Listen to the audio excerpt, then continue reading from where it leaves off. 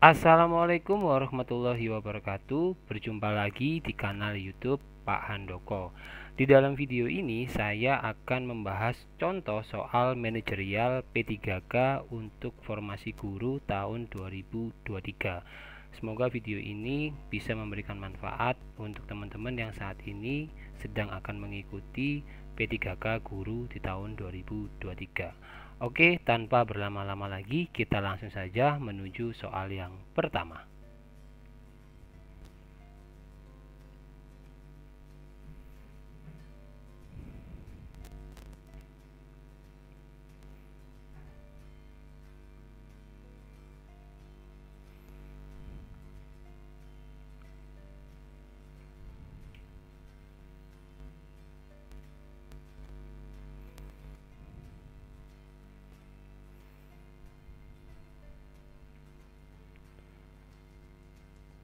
Oke, waktu menjawab pertanyaan pertama ini sudah habis. Jadi jawaban yang tepat untuk pertanyaan pertama ini adalah opsi yang D, yakni menjalankan tugas dan menganggap sebagai kesempatan untuk belajar pada bidang yang belum pernah saya geluti gitu ya. Jadi gini teman-teman. Nah, pilihan D itu ya, yaitu menjalankan tugas dan menganggapnya sebagai kesempatan untuk belajar dalam bidang yang belum pernah dijelajahi, itu menunjukkan bahwa Anda bersedia untuk mengembangkan diri dan beradaptasi dengan tantangan baru. Ini mencerminkan sikap yang positif terhadap pertumbuhan dan pengembangan pribadi. Untuk pilihan yang A, hanya bekerja jika sesuai dengan pendidikan dan keterampilan Anda, mungkin akan membatasi peluang dan pertumbuhan Anda sebagai seorang guru. Kemudian untuk pilihan yang B gitu ya, yang mengatakan bahwa Anda akan melaksanakan tugas namun tidak menjamin hasilnya, tidak memberikan jaminan kualitas pekerjaan.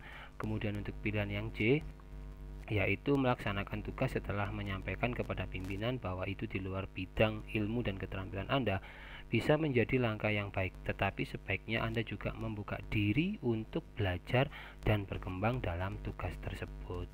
Itu tadi adalah pembahasan untuk pertanyaan yang pertama ya. Sekarang kita lanjut ke pertanyaan yang kedua.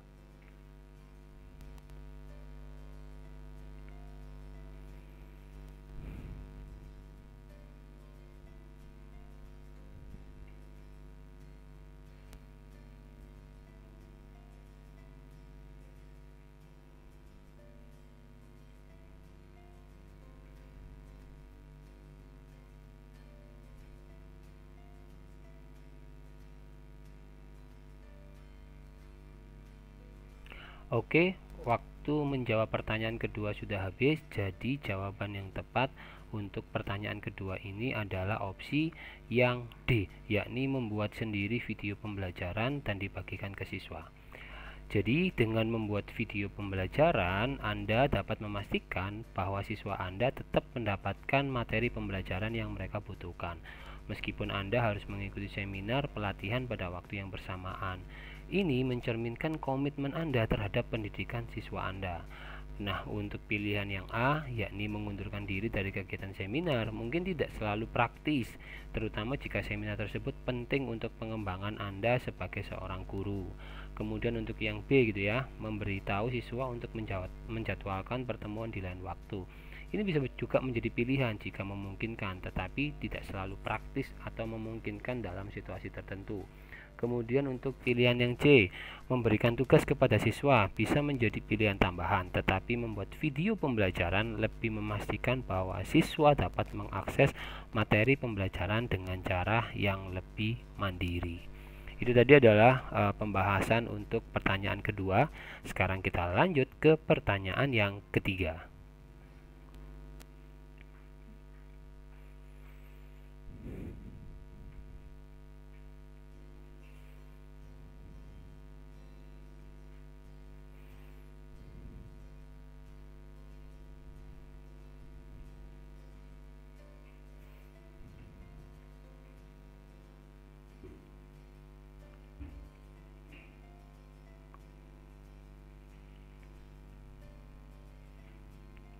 Oke teman-teman, waktu menjawab pertanyaan ketiga sudah habis. Jadi jawaban yang tepat untuk pertanyaan ketiga ini adalah opsi yang A itu ya, yakni menjawab sesuai kemampuan Anda dan berjanji untuk menanyakan kepada manajer Anda. Jadi Pada saat humas sekolah sedang tidak ada di tempat dan pengunjung memiliki pertanyaan yang sesuai dengan kemampuan Anda, tidak ada alasan untuk tidak memberikan jawaban yang dapat membantu pengunjung. Namun, penting juga untuk mengklarifikasi bahwa Anda bukan manajer dan bahwa Anda akan menanyakan pertanyaan mereka kepada manajer atau orang yang berwenang untuk memberikan jawaban yang lebih tepat. Nah, untuk pilihan yang B gitu ya, menunjukkan kejujuran tentang kondisi Anda. Itu adalah langkah yang baik jika Anda merasa tidak memiliki pengetahuan atau wewenang untuk menjawab pertanyaan pengunjung. Namun, jika Anda memiliki pengetahuan yang cukup untuk memberikan jawaban yang memadai, maka menjawab pertanyaan tersebut dengan seksama adalah hal yang baik. Kemudian untuk pilihan yang C, yakni menawarkan minuman, mungkin tidak terkait dengan situasi ini dan bisa membuat pengunjung bingung gitu ya. Kemudian untuk yang pilihan D, yakni mencatat pertanyaan dan berjanji untuk menanyakan, adalah langkah yang baik jika Anda ingin memastikan bahwa pertanyaan pengunjung tidak terlupakan dan akan dijawab oleh orang yang berwenang nantinya. Itu tadi adalah pembahasan untuk pertanyaan ketiga. Sekarang kita lanjut ke pertanyaan yang keempat.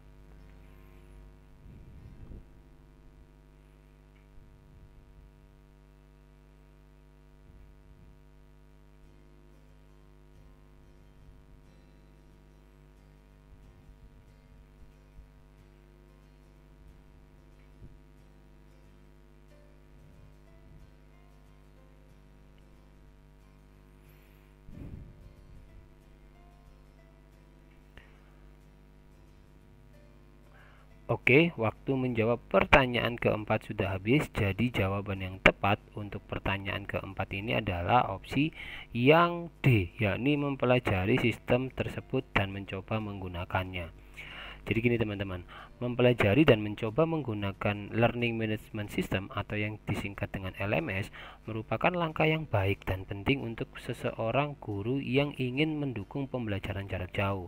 Meskipun Anda mungkin belum pernah menggunakannya sebelumnya gitu ya, belajar untuk menggunakan LMS akan membantu Anda beradaptasi dengan perubahan teknologi dalam pendidikan dan memberikan manfaat bagi siswa Anda.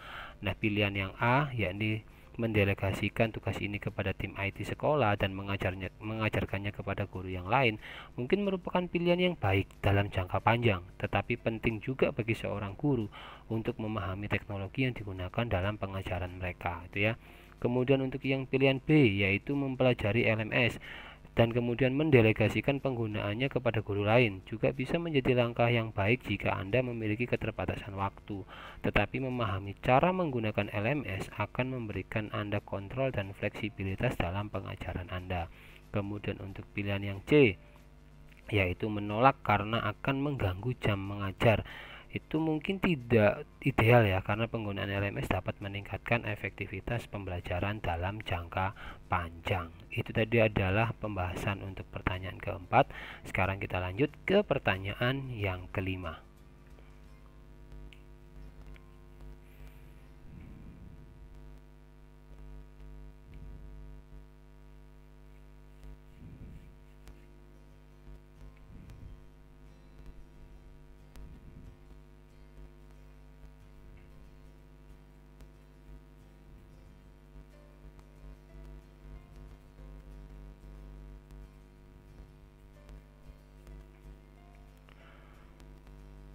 Oke teman-teman, waktu menjawab pertanyaan kelima sudah habis. Jadi jawaban yang tepat untuk pertanyaan kelima ini adalah opsi yang C, yakni menerima dan mempersiapkan diri untuk mengikuti sistem tersebut.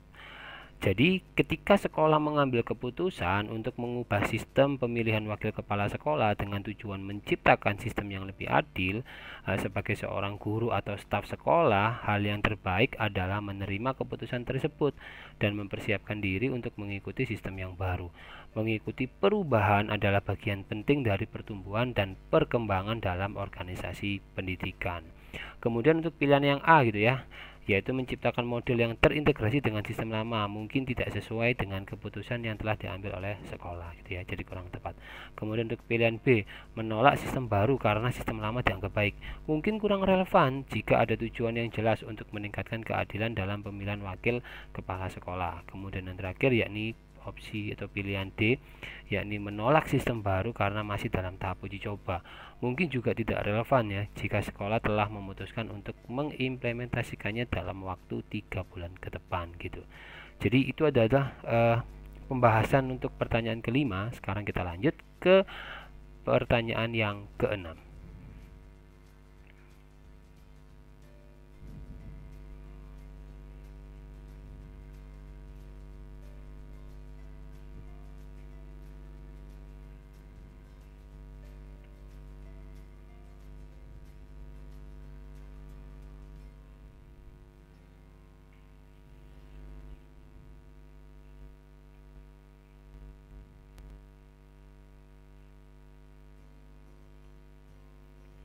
Oke teman-teman, waktu menjawab pertanyaan ke-6 sudah habis. Jadi jawaban yang tepat untuk pertanyaan ke-6 ini adalah opsi yang D, yakni mencoba di komputer pribadi dan melihat penggunaannya serta resiko virus yang dimiliki gitu ya. Jadi gini, ketika Anda dihadapkan pada pilihan antara menggunakan aplikasi video editing yang sudah teruji dan mahal dengan yang gratis namun belum teruji reputasinya, langkah yang bijaksana adalah melakukan uji coba terlebih dahulu sebelum mengambil keputusan. Dengan mencoba aplikasi tersebut di komputer pribadi kita gitu ya, Anda dapat mengidentifikasi kelebihan dan kekurangan serta potensi resiko seperti virus. Ini akan membantu Anda membuat keputusan yang lebih terinformasi. Nah, kalau untuk pilihan A, yaitu memastikan rekan Anda mengetahui fungsi dan dampak aplikasi tersebut. Juga penting untuk berbagi pengetahuan dan informasi. Tapi uji coba pribadi akan memberikan pemahaman yang lebih mendalam gitu ya. Kemudian untuk pilihan yang B, yaitu mengusulkan untuk tetap menggunakan aplikasi yang sudah teruji. Bisa menjadi pilihan jika Anda yakin bahwa aplikasi yang sudah ada lebih baik daripada yang baru. Namun, uji coba adalah langkah yang bijaksana sebelum mengambil keputusan. Kemudian untuk pilihan yang C, yaitu menerima usulan rekan Anda dengan resiko virus. Mungkin tidak bijaksana jika Anda tidak tahu persis tentang resiko yang ada. Mengutamakan keamanan komputer dan data adalah hal yang penting gitu ya. Itu tadi adalah pembahasan untuk pertanyaan ke-6. Sekarang kita lanjut ke pertanyaan yang ke-7.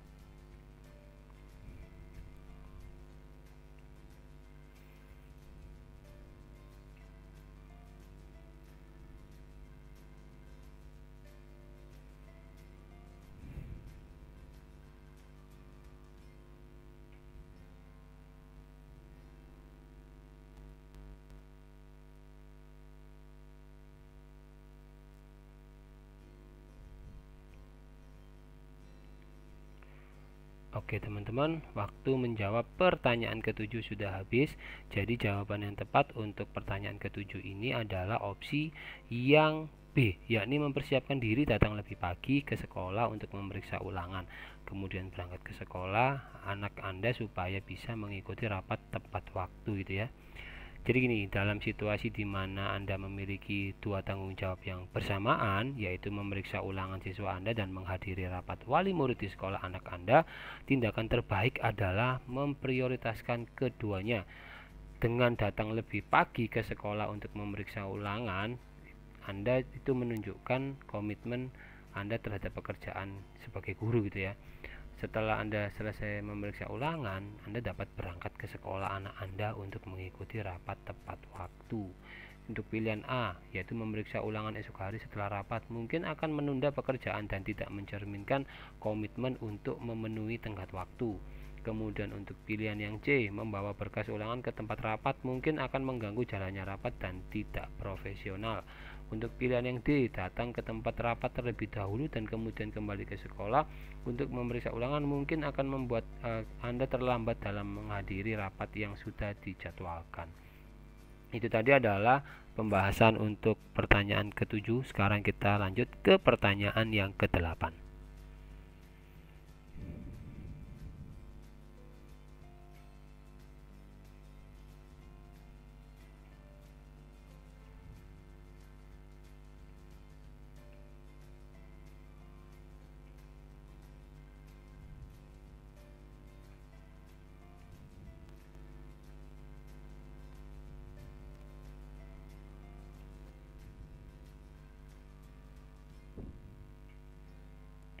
Oke, waktu menjawab pertanyaan ke-8 ini sudah habis.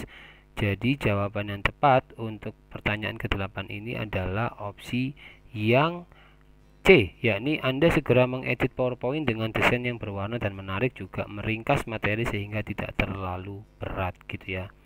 Jadi gini, dalam situasi mendesak di mana Anda harus mengubah materi presentasi yang seharusnya disampaikan kepada orang dewasa seperti Bapak dan Ibu guru menjadi sesuatu yang cocok untuk anak-anak, mengedit materi presentasi adalah pilihan yang baik. Menghapus kata-kata motivasi dan peribahasa yang mungkin terlalu berat untuk anak-anak adalah langkah yang bijaksana. Selain itu, menambahkan desain yang berwarna dan menarik di PowerPoint dapat membuat presentasi lebih menarik bagi anak-anak gitu ya. Nah, pilihan yang A, meringkas materi dan menghapus kata-kata motivasi adalah langkah yang tepat, tetapi menambahkan elemen visual yang menarik juga penting untuk menjaga minat anak-anak. Kemudian pilihan yang B, mengedit PowerPoint dengan desain yang lebih berwarna adalah langkah yang baik dalam hal estetika, tetapi hanya mengubah tampilan PowerPoint tanpa mengubah isi materi mungkin tidak mencukupi. Kemudian pilihan yang D, meringkas materi dan menambahkan animasi bergerak bisa menjadi pilihan tambahan jika Anda merasa animasi dapat membantu menjelaskan konsep kepada anak-anak. Tetapi pastikan animasi yang Anda tambahkan itu relevan dengan materi yang ada gitu ya. Itu tadi adalah pembahasan untuk pertanyaan yang ke-8. Oke, kita lanjut. Nah, kita sudah sampai di akhir video ini teman-teman. Seperti biasanya gitu ya, ketika kita sudah mencapai di ujung video ini, maka saya akan memberikan satu pertanyaan tambahan yang menjadi kuis untuk hari ini gitu. Nah, silahkan teman-teman mempelajarinya terlebih dahulu dan memutuskan jawaban yang paling tepat. Selanjutnya, saya berharap teman-teman memberikan jawaban itu di dalam kolom komentar gitu ya, sehingga nanti bisa menjadi sebuah diskusi lanjut dengan teman-teman yang lainnya, sehingga nanti bisa menjadi ekosistem belajar yang baik untuk mempersiapkan diri dalam menghadapi P3K khususnya formasi guru di tahun 2023 ini. Sekali lagi saya ucapkan terima kasih yang sudah menonton video ini hingga akhir. Semoga teman-teman semuanya mendapatkan manfaat dari video ini. Akhir kata, wassalamualaikum warahmatullahi wabarakatuh.